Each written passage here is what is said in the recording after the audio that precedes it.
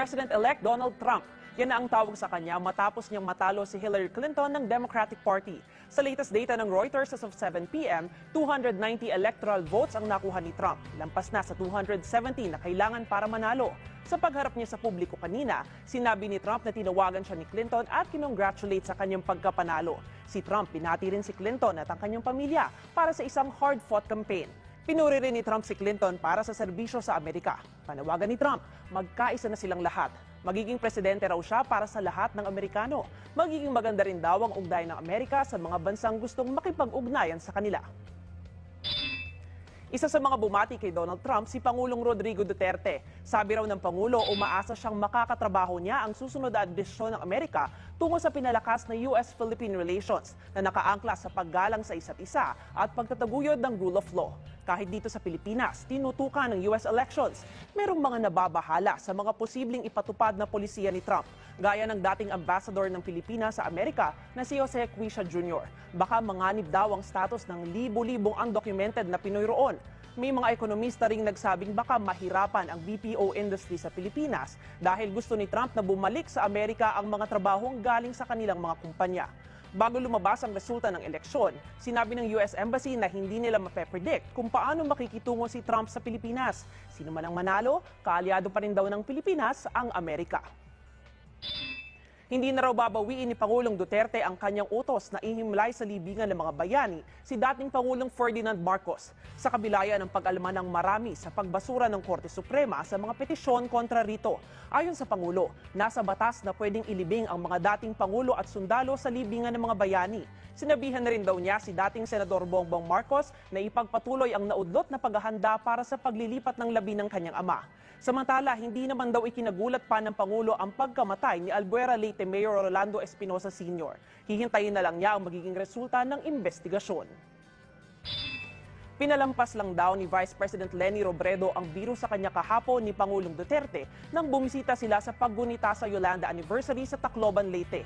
May mga mas importanteng isyu raw kasing dapat pagtuunan ng pansin kaysa sa mga biro ng Pangulo. Pero sabi ni Robredo, walang lugar sa lipunan ng anyay inappropriate advances sa kababaihan. Niretweet pa ito ng mga anak ng Vice Presidente. Ikinagalit naman ng Pangulo ang pagpansin sa kanyang biro tungkol sa tuhod ni Robredo. Ginawa lang daw niya yon para pag-anin ang loob ng mga biktima ng bagyo. Nag-crash ang website ng Canadian Immigration sa kasagsagan ng US presidential election. Sa pagkapanalo kasi ni Donald Trump, marami raw ang gustong umalis ng Amerika. Check out the full story on gmanews.tv. Kaugnay naman sa planong ihimlay si dating Pangulong Ferdinand Marcos sa libingan ng mga bayani. Nag-trend sa social media ang pinalitang pangalan ng libingan ng mga bayani sa Google Maps. Ginawa itong libingan ng mga bayani at isang magnanakaw. Ang ganda at estilo naman ni Kapuso primetime queen Marian Rivera nagsilbing inspirasyon sa isang Portuguese couturier. Nilapitan pa niya si Marian para alukin na isuot ang kanyang mga obra. Balikan natin ang pagkapanalo ni Donald Trump bilang Pangulo ng Amerika. Kayo mga kapuso, okay ba o hindi sa inyo na nanalo si Trump? Meron ba sa inyong Team Hillary? Feel free to comment below. Our last question, Mr. President, is from the Philippine Daily Inquirer, Marlon Ramos. Good morning po, Mr. President. Sir, regarding lang po sa the remarks that you made about the Vice President yesterday in Tacloban, which to many come as inappropriate and even tasteless. Are those necessary considering the event? Again, I get you. Yung About the the remarks Vice about the Vice President, Yes, sir. which to many see it or come as inappropriate and even tasteless. To the Vice President, even the Vice President has actually issued a statement that what you said about her yesterday were tasteless and inappropriate, considering that sa Tacloban event.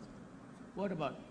Yung binanggit niyo po yung tinitignan niyo yung tuhod niya and that she's wearing short Tuhod lang? skirt during your Yeah, I cabinet said she meetings. was wearing a skirt. Pero tuhod was walang ano. Sabi ko hindi nagsisimba ito. It is appropriate. As a matter of fact, it is good. So what's the problem there? What find an issue? Success, Lord? Ano dyan na naman yung media? Ano ba sabihin ko? Totoo na nga. And I said that every meeting, you ask all of the cabinet members just to lighten the moment. What's so special about the knee of a person? Sir, sorry sir, but are those kind of comments necessary for an event commemorating a tragedy? Yes, it is necessary to make people laugh, for them to enjoy the occasion. Kasi galit ako. I was angry yesterday because after 42 billion sa NHA, pati after 30 billion sa DSSD, hindi kami dyan ha, bago lang kami pumasok, ang naka-occupy pa lang is 4,000. Kaya ako to break the ice, yun ang ginawa ko. So what's so special about the body of a woman? Or the knee of a woman na walang kalyo? Ibig sabihin, baka hindi nagsisimba. But isn't it offending, sir, for the president to be making those kind of comments about the vice Well, what's wrong president? being president? I do not stop being Woman, president eh, just because I do not exact standard for me. I will do what I say, and I say what I do. Those joke like that is nothing unless umakyat ka sa tuhod hanggang dito. Then that would be an extreme bad thing. Pero sabihin mo na, tignan mo, dito tuhod nito. So, what's wrong with the knee of your wife? I mean, you have a wife. But what's wrong with that? If I say yung tuhod ng asawa mo, gasgas ka sa simba, may kalyo na. You want to depict me as bastos? You can. Have your day. It's not my concern to impose the standard kung yan, ano. Do not put a limitation or cast aspersion sa mga biro ko. Kasi ako, hindi ako general, politiko ako. Natural sa amin niya magpatawa, lalo na after magalit. And just to point out something there, you make a big issue about ituhod na Sir, last time po. is that the trivialities of media? It's so trivial. Sir, last time po, yung regarding po sa killing ni Mayor Espinosa ng The what? the death of the killing of Mayor Espinosa of Alvera Lake. Well, what about? Are you puzzled, sir, by Why should What? I be puzzled? You have here a guy, government employee, using his office and money of government, cooking shabu and destroying the life of so many millions of Filipinos. So what is there for me to say about it? but there's circumstances of the killing, sir? I will obey what the police will tell me because kasama kami sa gobyerno. I will not go there to find fault with the police. I did not even agree that they should be transferred. At least not now. Kasi pagka ganon, wala nang police magtrabaho. Thank you, sir. I hope that next time, the last time was about when you comment, kindly go to mga important matters. Do not go into trivialities about tuhod. Yan, nakaano ng media, naghanap ng, para bang i-picture ka na bastos. Eh kung sabihin ko kay sekretary, tignan naman tuhod niya, no, hindi siguro nagsisimba na yan. No, because she was a widow. Or she is a widow. Kaya sabi ko siguro sa simbahan ko, yun naman tuhod, hindi ba makapal? So, gusto mo siguro mag-akyat pa ako dito sa bugan. Sir, on other issue, may we have your reaction on the test case filed by Senator Laila De Lima?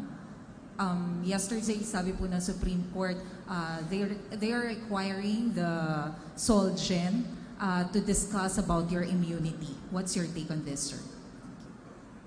I don't know what are my sins. So I'd rather leave it to the courts.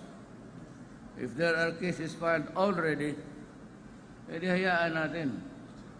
Mine was just to make public what was or is the corruption of the day and how drugs flourish inside our penal institutions, not only sa Muntinlupa but sa mga kolonya. And to this day, they are still making money from the inside. Ang traffic ng droga sa Pilipinas nanggagaling sa prisuhan. Sila yung may contact doon sa labas. At sila lang rin yung pwedeng mag-order. Any other guy would not do. But most of these guys are now in prison. So, kung sabihin mo na nahuli na natin yung mga drug lords, kulang yan. Kasi just like in mafia, in Mexico, the cartel there, Escobar, they continue to direct the traffic of drugs, cocaine, heroin, from their prison cells. Hindi nagkaiba dito, as revealed by everybody. It's not enough that they are in prison. They have to be immobilized. Thank you, sir. Joseph Morong of GMA. Sir, good morning po. Just going back a little bit on the Marcos issue. Sir, yesterday I think the SP Pimentel is saying that he may talk to you to maybe reconsider that decision. So the Supreme Court said naman there's no legal impediment, but it's up to you to really... No, I do not have the sole power of the changing fortunes of this country. No president is allowed to have that kind of power at his... It has to be based on a law. Better, tingnan mo lang yung batas para sigurado ka. If you begin to speculate about allowing it, then you have to justify so many reasons why. And there are thousands or more than stories to tell and to weave out of martial law. The better practice is just to let it go by what the law says. So yung sabihin there's no changing the decision, sir, that yung itutuloy na talaga yung... Well, I saw Bongbong yesterday in Tacloban. Sabi ko, it's your choice. Sabi niya na, same question like you. Can we now proceed? Oh, yes, you can. I've said before, I will not take my word back. Sir, just one last question. Sir, on coming from the perspective of the victims, no? Kasi yung libingin ng bayani carries a certain meaning for some people. And then, ang sinasabi nila is that it has a tendency, because of the decision of the Supreme Court, to change a narrative of this country. Can we now consider Mr. Marcos, because he will be buried at the libingan ng mga bayani, can he be considered now a hero? He being hero? Well, it depends on the beholder. You know, let me just... I'm not promoting any class struggle here. But all the Ilocanos are downhearted by the decision for so long that Marcos be buried at the libingan ng mga bayani. Halos lahat, without buong Ilocano nation, they are sad.